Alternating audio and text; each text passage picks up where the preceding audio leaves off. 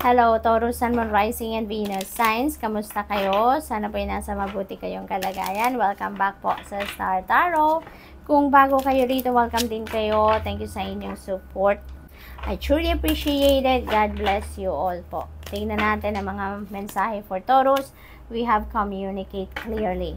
Ayan. So, ito ang requirement ng inyong sitwasyon sa ngayon, Taurus. Communicate clearly kung ano ang gusto ninyong sabihin, kung anong nilalaman ng puso ninyo, nilalaman ng isip ninyo. Make sure that i-communicate ninyo. Iparating nyo yan sa mga tao na nangangailangan na marinig ang inyong saloobin, ano man ang inyong iniisip, yung ganun, ano?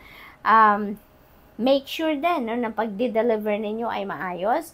Make sure na yung pagdi-deliver din ninyo ng kung ano mang communication na to or impormasyon na to na kailangan ninyong i-deliver ay yung maiintindihan talaga kayo, no? Get more information. Maaring meron kayong desisyon na kailangan gawin dito, but maaring hindi pa kayo makapag-desisyon. It's because you feel like yung hawak ninyong information is not enough yet, no? Maaring hindi pa kayo kompleto, hindi pa konkreto, no, ang inyong mga basihan. Kaya mas gusto pa ninyong maghanap pa ng mga impormasyon, maghintay pa ng mas tamang pagkakataon para kayo ay makapag-desisyon. Okay? We have success. Ayan. Ano man ito, pagtatagumpayan ninyo ito. Maaaring yung success na to is related to this paghahanap ng impormasyon or pagdedesisyonan at pagtatagumpayan ninyo yan, Taurus, no? It could be in different situation din para sa iba sa inyo. Maaring meron ng iba sa inyo dito mga pinagkakaabalahan, proyekto, or mga ginagawa ninyo related sa trabaho, sa karera, sa negosyo, you know, maaaring mga ganun din.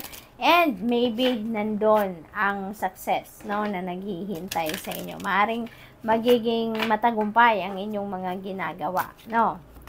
We have make a decision. Ayan na nga, no, dito sa get more information, meron kayong decision making na kinakaharap. Yan ang napipick up ko dyan. Are you choosing to prioritize yourself for another in this situation? Accept divine guidance pointing you toward your own joy. You deserve it. Ayan. So, maaaring, ano pa kayo, torn talaga ang puso ninyo at ang isip ninyo dito sa pagdedesisyon na to because maaaring tinitimbang-timbang nyo pa rin ang inyong sitwasyon. If you are going to choose your own welfare dito or other people's welfare, no? So, parang hati dito ang magsasakripisyo ba kayo para sa iba or yung sarili ninyong kapakanan ang pipiliin ninyo dito, no, Taurus?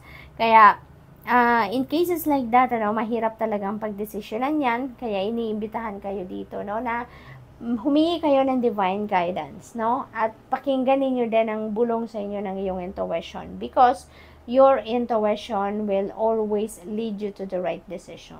Okay? Hindi kayo magkakamali dyan. Hindi kayo dadalhin sa kung saan-saan lang ng iyong intuition, but dadalhin kayo dyan sa tamang direction. Okay? So, allow your intuition to be your guide this time, Taurus. Napakahalaga. Trust in divine purpose. This experience has divine meaning. Healing will come. Know that you are on a path of growth. Ayan. So, divine purpose, no? Meron talagang divine purpose dito sa inyong mga kaganapan sa buhay sa ngayon, no? Kaya napakahalaga dito, no, na sundan ninyo kung ano ang mga divine guidance sa inyo. Pakinggan ninyo ang mga bulong ng iyong intuition dito because, you know, parang lahat is na nangyayari sa buhay ninyo that is divinely orchestrated, no? Ano yan? Parang naka-program na yan. Parang nakaplano na, planado na, kumbaga, ang mga pangyayari or nagaganap sa buhay ninyo sa ngayon. Kaya nararapat lang na pakinggan ninyo ang divine guidance para sa inyo nang masundan ninyo kung ano talaga ang papupuntahan ninyo, saan kayo patungan o mga bagay na kailangan ninyong gawin, ano? Para masundan ninyo ang flow ng plano sa inyo ng Panginoon. Okay? We have your loved ones are safe, kaya wala kayong dapat na ipag-alala, okay? Maaring nasa malayo kayo sa mga mahal niyo sa buhay, maaring nasa abroad kayo, naiwan dito yung anak ninyo, asawa ninyo, no, magulang ninyo, maaring ganon. Kaya nag-aalala kayo lagi, no? And this is a ano sa inyo, guarantee sa inyo ni Archangel Michael na wala kayong dapat ipag-alala because your loved ones are safe, no? Sabi niya, let go of your fear and worry for your loved ones. I am looking after them. Ayan. So, it's Archangel Michael talking to you here, Taurus, na your loved ones are being taken care of. Okay? Kaya wag kayong mag-alala. Alright? So, what else? Taurus.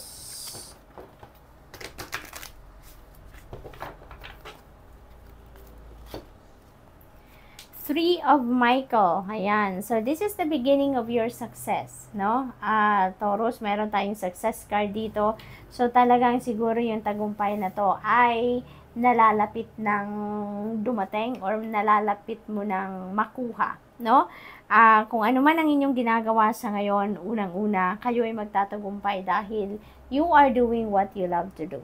Ganun talaga.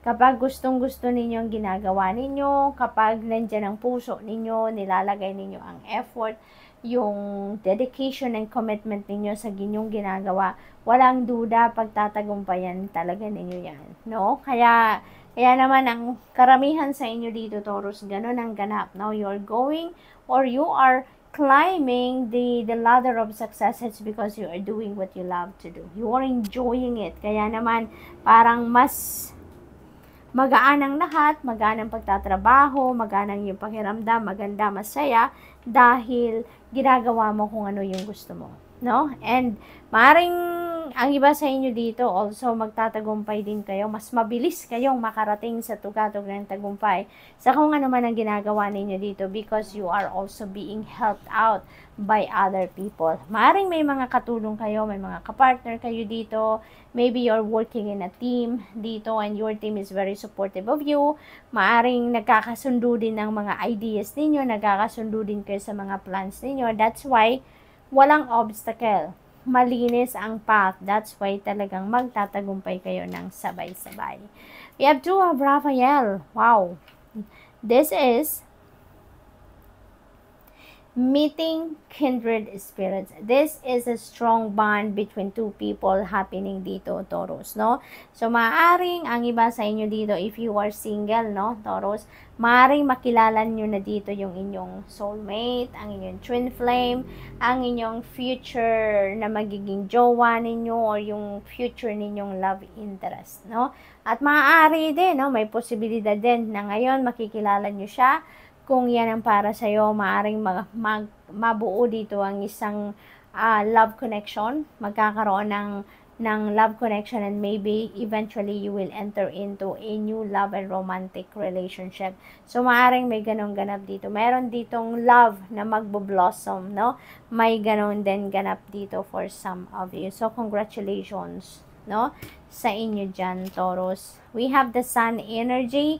Napakaganda. This is the most optimistic. This is the most uplifting energy sa buong tarot deck, no?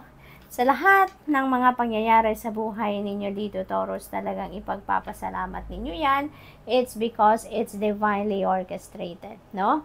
This is, masasabi ninyo, thanks God because life is so wonderful, no?